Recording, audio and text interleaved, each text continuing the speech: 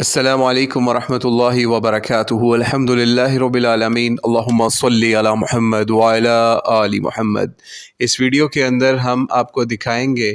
کہ ایک شخص نے علی مرزا صاحب سے سوال کیا کہ اس طریقے سے قرض کے حوالے سے اگر ادائیگی کے وقت کوئی بندہ یہ مطالبہ کرے یا دیر ہو جائے قرض کی ادائیگی کے اندر کہ مجھے اب پیسوں میں نہیں بلکہ آپ اس زمانے کے اندر جب پیسہ دیا تھا تو اس زمانے کے حساب سے جو گولڈ کا ریٹ آج بنتا ہے گولڈ کے وزن کے حساب سے وہ مجھے دیں۔ تو اس کے حوالے سے مولانا نے بھی جواب دیا، یعنی مولانا اسحاق رحمہ اللہ نے بھی جواب دیا،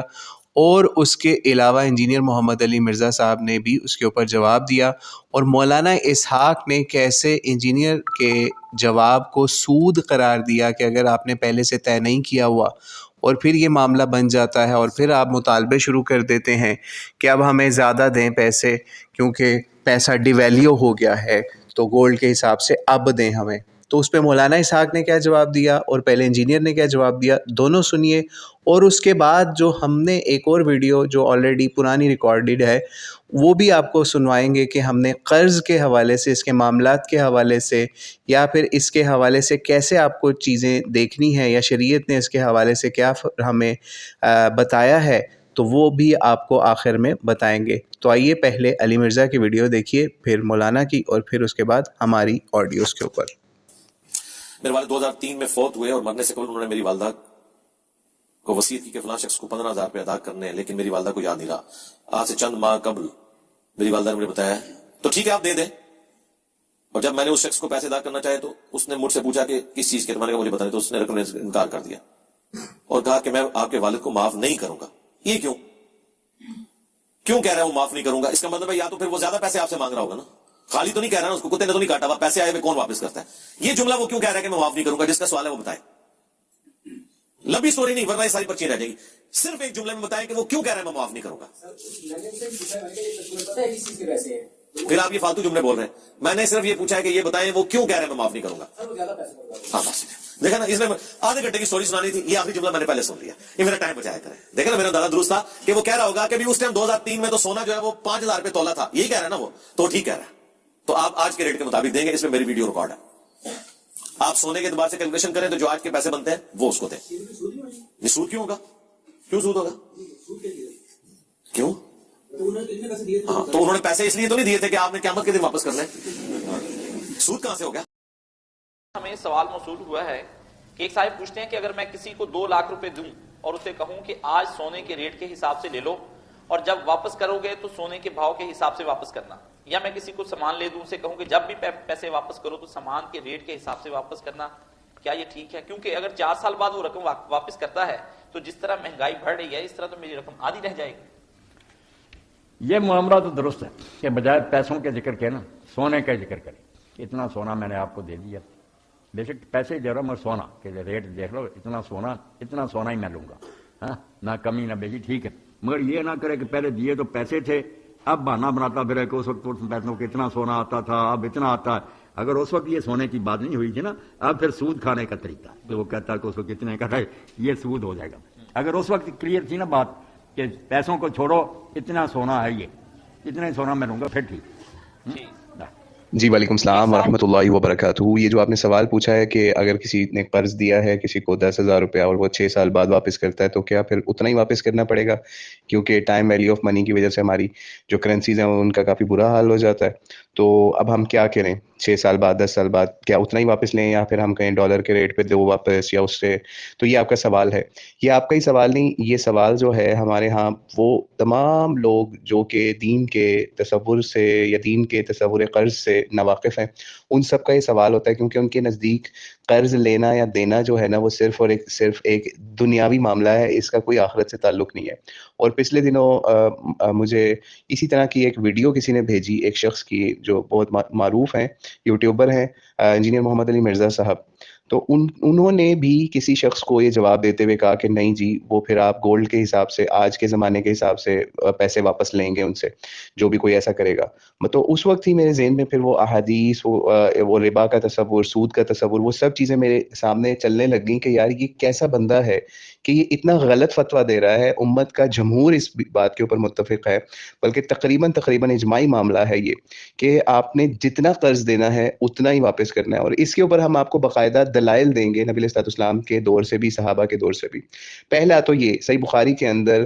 یہ واضح طور پر روایت ملتی ہے کہ نبی علیہ الصلوۃ والسلام نے منع کیا ہے کہ سونے کے بدلے میں چاندی ادھار پہ واپس لینے کے اوپر، یا پھر اس کی اس طریقے سے ٹریڈ کی جائے کہ آپ سونے کے بھاؤ چیز بیچیں، بعد میں ادھار کے اوپر جو ہے اس کی قیمت چاندی کے اندر لیں، یا چاندی اور سونا اس طرح سے آپ مکس کر کے ٹریڈ اس طریقے سے کریں۔ یعنی اس سے یہ چیز پتہ چلتی ہے، او کما قال علیہ الصلوۃ والسلام، کہ نبی علیہ السلام کے دور کے اندر بھی یہ ایشو تھا کہ لوگ ایک چیز ادھار دے رہے ہیں یا ٹریڈ کر رہے ہیں، تو بعد میں وہ کسی اور جنس کے اندر یا کسی اور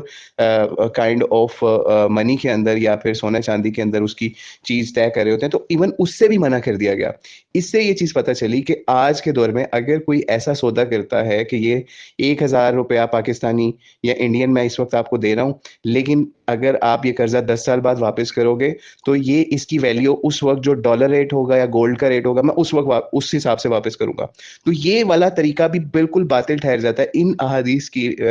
روح سے، جس کے اندر آپ کو اس طریقے سے دوسری جنس کے ساتھ ٹریڈ کے حوالے سے،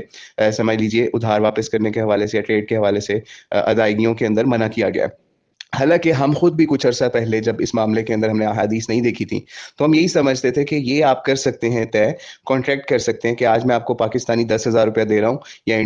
انڈین یا افغانی یا کوئی بھی کرنسی، تو یہ جناب آپ 10 سال بعد ہم اس وقت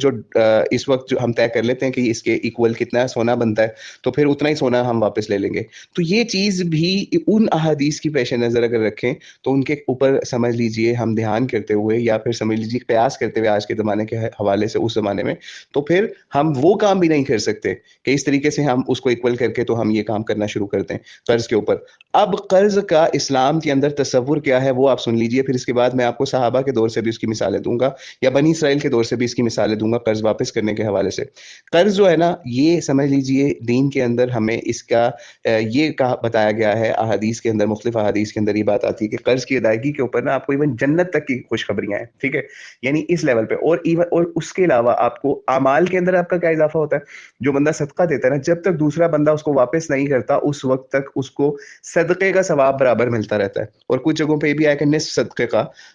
ثواب ملتا ہے۔ یعنی آپ اس کے اوپر ہم سے روایات مانگ سکتے ہیں کہ آپ جو یہ صدقے، یہ جو آپ بات کر رہے ہیں قرض واپس کرنے میں دیر یا مہلت، ان کے اوپر باقاعدہ حدیث ہیں، ایک دو نہیں ہے، درجنوں حدیث ہیں اس کے اوپر، جس کے اندر قرض کے اوپر مہلت دینے کے اوپر بھی فائدے کا انعام ہے، قرض کے اوپر جو ہے وہ اگر آپ کو لیٹ ہوتی ہے اور اس کے اوپر آپ مہلت دے رہے ہیں اس پہ بھی انعام ہے، اس کے علاوہ جو بندہ قرض ٹائم پہ واپس کرتا ہے اس کے لیے بھی انعام ہے، اور جو قرض لیتے ہوئے یہ نیت کر کے لیتا ہے کہ میں نے واپس ہی نہیں کرنا، تو اس کو چور لکھا جائے گا۔ حدیث کے اندر باقاعدہ یہ الفاظ بھی مل جاتے ہیں، ٹھیک ہے، تو وہ بھی اگر آپ کو حدیث چاہیے ہوگی وہ بھی ہم دے دیں گے، جس میں اس کے اندر چور تک ایسا بندے کو لکھا گیا ہے۔ تو اس لیے یہ چیزیں جو ہیں، اسلام احسان کا نام ہے، یعنی احسان وہ والا احسان نہیں جو ہم آپس میں ایک دوسرے احسان کرتے ہیں، بلکہ یہ اعمال کے لحاظ سے سمجھ لیجیے احسان کا نام ہے کہ آپ کو اس کے اوپر اتنا ثواب مل رہا ہے، کہیں صدقے کا ثواب مل رہا ہے، کہیں جنت کی بشارتیں دی جا رہی ہیں، کہیں پہ اور اس طرح کے معاملات، اور ایسے ایسے نیک لوگوں کا ملتا ہے کہ وہ صرف اور صرف قرض اسی لیے دیتے تھے کہ ان کو جو ہے نا وہ صدقے کا ثواب ملتا رہے، اور کچھ لوگ استطاعت ہونے کے باوجود قرض اس وجہ سے لے لیتے تھے کہ ان کو پتا ہوتا تھا کہ اللہ تعالیٰ ہماری مدد میں لگ جائے گا۔ یعنی ایسی باقاعدہ روایت موجود ہے، اگر کسی شخص کو ضرورت ہو قرض لیتا ہے وہ، اور وہ اس کا یہ باقاعدہ اس کا ذہن ہوتا ہے کہ میں جو ہے قرض واپس کرنے کی نیت سے دے رہا ہوں، کہ میں لے رہا ہوں تو میں اس کو قرض بھی واپس کروں گا وقت سے، تو پھر اللہ تعالیٰ اس کی مدد میں لگ جاتا ہے۔ اس پہ بنی اسرائیل کا ایک واقعہ جو ہے، امتوں میں سے، بنی اسرائیل کی امت میں سے ایک واقعہ ملتا ہے کہ ایک شخص نے قرضہ لیا غالباً 1000 دینار یا کتنا، اور اس نے مہلت لی کہ اتنے عرصے بعد میں واپس کر دوں گا۔ تو وہ جب وقت آیا نا، وہ کیونکہ سمندر کی دوسری پار رہتا تھا، ادھر رہتا تھا، وقت مہلت ختم ہوگی، ٹائم آ گیا، تو وہ ادھر اس کو کوئی جہاز یا کوئی معاملہ نہیں ملا کہ وہ اس کو واپس کرنے جا سکے۔ یعنی یہ بنی اسرائیل کی امت کا واقعہ نبی علیہ السلام کے ذریعے سے احادیث کی کتابوں میں ہمیں ملتا ہے، بخاری شریف کے اندر خاص طور پہ۔ اور بھی کتابوں میں آیا. تو وہ جناب اس نے کیا کیا, وہ وہاں پہ سمندر یا دریا کے کنارے کھڑا ہوا, اس کو کوئی جہاز ووز کچھ نہیں ملا, وہاں ایک لکڑی تھی ملی, اس نے لکڑی کو چیر کے اس کے اندر جو ہے اس کی اماؤنٹ رکھی 1000 دینار یا جتنے بھی دینار تھے یا درہم تھے, وہ رکھ کے اس نے جو ہے نا وہ لکڑی کو ایسے بند کر دیا کہ پتہ نہ چلے. اور اللہ تعالیٰ کو اس نے گواہ بنایا ہوا تھا. جس وقت وہ قرض لے رہا تھا نا, اس نے کہا جی کوئی آپ کا ضامن, کوئی گواہ یا کوئی مہلت کے اوپر وہ آپ دیں مجھے وٹنس. اس نے کہا تھا اللہ میرا گواہ ہے. اور وہ اللہ پہ بلیو کرتے ہوئے وہ وہاں پہ کھڑا ہوا سمندر کنارے, اور اللہ تعالیٰ سے اس نے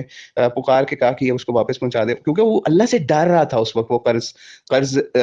قرض والا بندہ جس نے قرض لیا ہوا تھا, ٹھیک ہے, تو وہ اس نے اللہ سے ڈرتے ہوئے وہی کام کیا کہ اللہ تعالیٰ میرا ضامن ہے. تو اس نے لکڑی کو بہا دیا سمندر یا اس دریا کے اندر کے دوسرے کنارے جو ہے وہ اس تک پہنچ جائے گا, کیونکہ ان کا ٹائم ہوا ہوا تھا کہ اس ڈیٹ کو میں تمہیں واپس کرنے آؤں گا. اچھا, وہ دوسری طرف بھی وہ بندے کو ڈیٹ یاد تھی, وہ وہاں پہنچا سمندر کے یا دریا کے کنارے, اور کہ وہ بندہ آئے, وہاں سے کوئی جہاز کشتی آئی نہیں اس کو اتارنے کے لیے. تو وہ جناب اس بڑا مایوس ہو کے گھر جانے لگا. تو اس کو ایک لکڑی ملی, اس نے کہا چلو یہ لکڑی جو ہے نا سمندر پانی میں آ رہی ہے یا دریا کے پانی میں اس کو لے کے جا کے گھر میں ایندھن میں جلا لوں گا, ٹھیک ہے. یعنی ظاہری بات ہے اس وقت ایندھن وہی ہوتا تھا. تو وہ ہوا یہ, وہ لکڑی لے کے گیا, جب وہ جلانے کے لیے اس کو توڑنے کاٹنے لگا تو اس نے دیکھا اندر اماؤنٹ ہے, اور وہ سارا معاملہ اس کو مل گیا. بعد میں وہ بندہ کچھ عرصے بعد دوبارہ جب اس کو جہاز ہے اس کے لیے آسانی نہیں اور پیسے بھی اس کے پاس وافر تھے, اس بندے سے ملنے اس کے گھر گیا. تو اس کو کہا میں تمہارے واپس کرنے آیا ہوں پیسے. اس نے کہا مجھے تو مل گئے تھے. پھر وہ بڑا خوش ہو کے وہاں سے واپس لوٹا کہ اللہ تعالیٰ نے اس کی اس طریقے سے لاج رکھ لی. تو یہ یعنی یہ نبی اسلام نے امت کو یہ سنانے کا یا صحابہ کو سنانے کا مقصد یہی تھا کہ قرض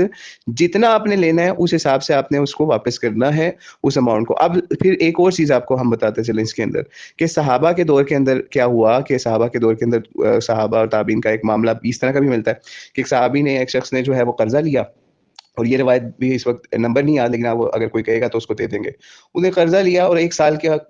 معاملہ گزر گیا. ان پتہ نہیں کتنے 1000 درہم, 4000 یا جتنے بھی 1000 درہم یا دینار لیے ہوئے تھے, 1 سال گزر گیا. اس کے بعد کیا ہوا کہ اس نے مہلت اور مانگ لی کہ مجھے 1 سال کی مہلت اور دے دیں. انہوں نے 1 سال کی مہلت اور دے دی. اور پھر اس کے بعد انہوں نے بتایا کہ عبداللہ بن مسعود نے, چونکہ ہمیں بتایا ہوا تھا کہ اس طریقے سے آپ کو اگر مہلت دیتے ہیں اور اس کے اوپر آپ کو صدقے والا ثواب ملتا ہے, اس وجہ سے میں اس حوالے سے اس سائڈ پہ گیا ہوں, ٹھیک ہے. تو اس سے یہ بھی پتا چلا کہ صحابہ کے دور کے اندر بھی آپس میں صحابہ یا تابعین جو ہیں وہ قرضہ لیا کرتے تھے, تو اس میں مہلت بھی اگلوں کو دیا کرتے تھے, سال کی 2 سال کی مہلتیں ایکسٹرا دے دیا کرتے تھے. اور یہ چیز ایک ذہن سے ہمارے مسلمانوں کو, خاص طور پہ یہ پاکستانیوں کے دلوں کے اندر یہ گھسی ہوئی بات ہے, دماغوں کے اندر, کہ جناب کیونکہ ان کی کرنسی گرتی رہتی ہے تو یہ سمجھتے ہیں کہ ہر جگہ ایسے ہی ہوتا ہے, ٹھیک ہے. تو یہ پوری دنیا کے اندر کرنسی کا حال برا ہوتا ہے. پوری دنیا کے اندر جو ہے وہ گولڈ اور مختلف چیزوں کی ویلیو کا بڑا ڈفرنس آ جاتا ہے, بہت ساری ایسی چیزیں ہو جاتی ہیں. لیکن اب ہم اس کی بیس کے اوپر یہ کام نہیں کر سکتے کہ جس سے ہم نے قرض لیا. اور سود ہے کیا چیز؟ سود تو نام ہی اسی چیز کا, کسی چھوٹے سے آپ 10-12 سال کے بچے سے بھی پوچھ لیں گے نا سود کیا ہے, سود کی ڈیفینیشن جو ہمیں لغت کے اندر یا فقہا کی لغات کے اندر یا اور جگہوں پہ ڈکشنری کے اندر بھی ملتی ہے, وہ یہی ہے کہ مال کو بڑھا کے واپس لینا. یعنی مثال ہے, آپ نے کسی سے 10 روپے لیے ہیں تو واپس اس کو جب 10 روپے دے دیے آپ نے اس کو اپنی طرف سے, تو آپ اس سے واپس 12 لے رہے ہیں, 13 لے رہے ہیں, 15 لے رہے ہیں. تو یہی تو سود ہے, اور کس چیز کا نام سود ہے؟ تو اس لیے یہ سب چیزیں سود کے زمرے میں آتی ہیں. اگر آپ قرض دے کے تو اس کو بڑھا کے واپس کرنے کا, یا اس کے اوپر یہ ٹائم ویلیو آف منی یا پھر بینکنگ والے اصول, تو بینک کا سود پھر ہے کیا چیز؟ بینک بھی تو اسی بیس کے اوپر آپ سے ڈیمانڈ کر رہا ہوتا ہے کہ میں نے اپنا پیسہ لوز کیا ہے, میں اس پیسے کو کسی کاروبار میں لگا کے پیسہ زیادہ کما سکتا تھا. پھر اس کے ساتھ وہ ٹائم ویلیو آف منی بھی کیلکولیٹ کر رہا ہوتا ہے کہ یہ ڈیپریسیشن یا اپریسیشن ہو رہی ہے پیسے کی, تو پھر اس وجہ سے میں یہ کروں گا. لیکن آپ کو حقیقی دنیا کے اندر, ابھی میں آپ کو 1-2 مثالیں دیتا ہوں اور بات ختم کرتا ہوں. حقیقی دنیا کی جب ہم بات دیکھیں نا, تو حقیقی دنیا کے اندر ویلیو کرنسیز کی اوپر بھی جاتی ہیں اور نیچے بھی آتی ہیں. افغانستان کی تازہ مثال آپ کو دیتے ہیں. ہمیں خود یاد ہے بچپن کے اندر ہم نے ایک مدرسے میں پڑھتے تھے, وہاں افغانی بھی ہوا کرتے تھے, ٹھیک ہے. تو وہاں پہ افغانیوں نے کیا کیا, ہمارے کزن کو تقریباً انہوں نے کوئی 50,000 روپیہ پکڑا دیا,